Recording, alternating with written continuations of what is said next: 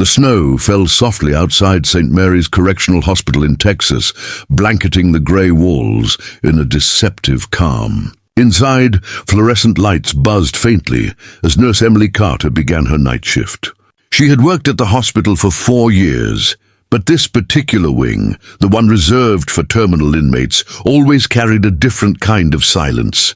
It wasn't the silence of peace, but of regret, of unspoken stories that ended behind bars. Emily adjusted her ID badge and inhaled deeply before stepping into the long corridor that led to room 217, where a man named Daniel Reeves lay dying.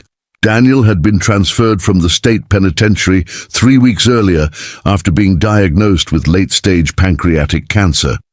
The doctors had given him less than 2 months. He was 42, tall but frail, with hollow cheeks and faded tattoos that told fragments of his past. He spoke little, ate less, and spent hours staring through the narrow window that offered a sliver of freedom he would never again touch. To many of the staff, he was just another inmate, a number on the list of those who wouldn't make it through the winter. But to Emily, he was a human being whose story still deserved to be heard.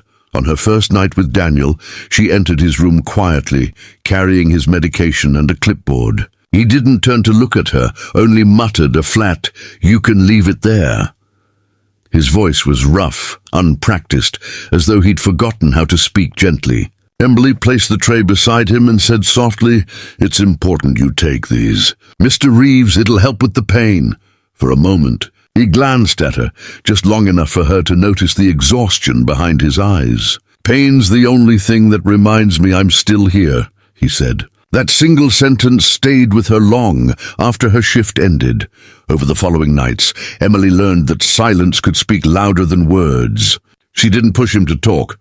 She would simply sit by his bed, check his vitals, and occasionally comment on small things. The weather, the shift schedule, the Christmas decorations the nurses had hung in the lobby. Little by little, Daniel began to respond, at first with one-word answers, then full sentences. One evening, she found him sketching something on a crumpled piece of paper. It was a simple drawing of a young girl standing under a tree. "She's beautiful," Emily said.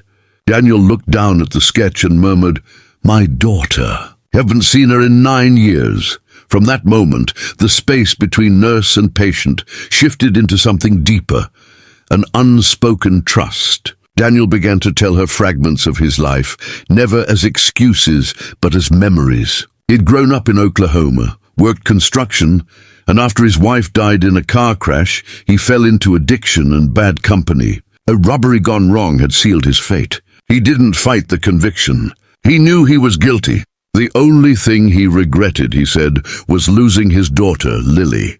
She was 6 when he was sentenced, and he hadn't seen her since. "She used to draw with me," he said once, holding up his sketches. "Guess she got that from me." Emily listened, not as a nurse fulfilling her duty, but as a witness to his humanity.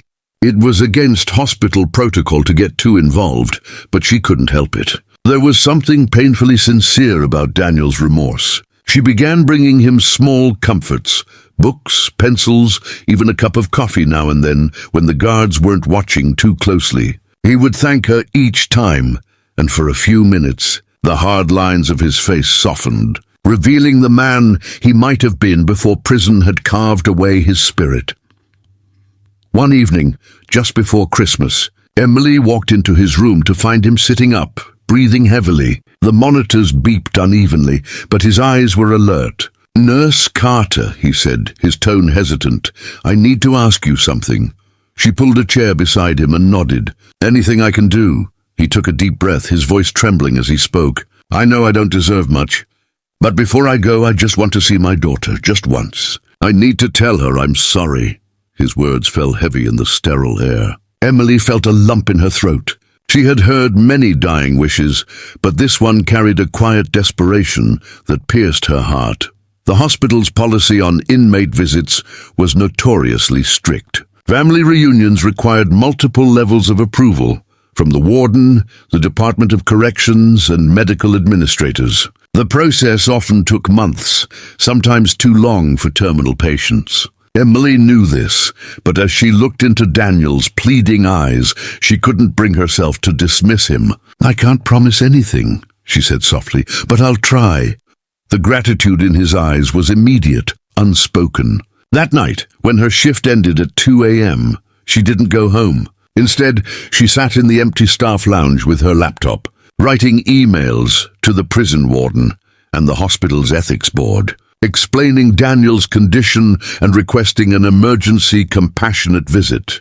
Days turned into a week, and every morning Daniel would ask quietly, "Any news?" Emily would shake her head, though she never lost her resolve. Between patient rounds, she made calls, filled out forms, and spoke with anyone who might help. Some of her colleagues warned her not to get too involved. "You can't save them all, Emily," her supervisor said gently. But she wasn't trying to save Daniel's life. She was trying to save his peace. She believed that forgiveness, even in a single moment, could heal something no medicine could.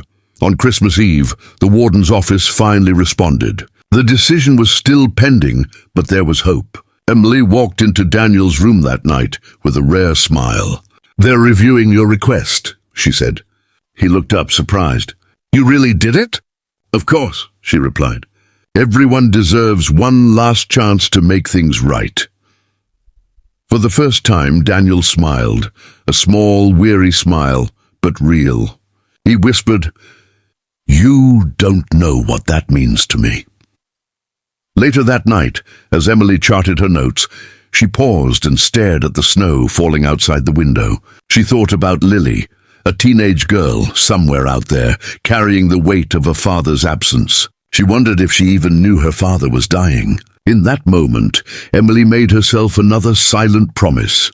If the system didn't move fast enough, she would find a way to reach Lily herself. Daniel's time was slipping away, and she couldn't let bureaucracy steal what little he had left. In the quiet hum of the hospital, among the distant beeps and muffled footsteps, Nurse Emily Carter's determination became more than a professional duty. It became an act of compassion that would soon change 2 lives forever.